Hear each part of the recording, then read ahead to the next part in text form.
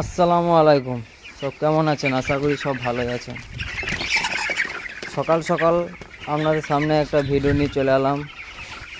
মুরগির খামারে প্রথম যে কাজটা, সবথেকে কঠিন কাজ বলা যেতে পারে এটাকে, সেটা হলো এই লিটার লাড়া।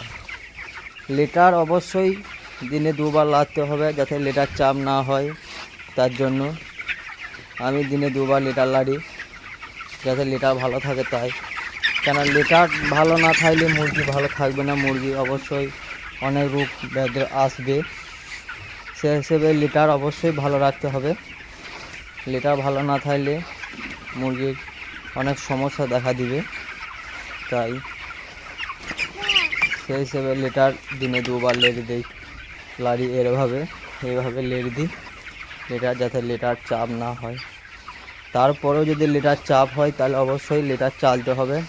24-25 দিনে মাথায় একবার চেলে দিলে লিটার ঝরঝরে হয়ে যাবে, কিছু লিটার নতুন দিয়ে।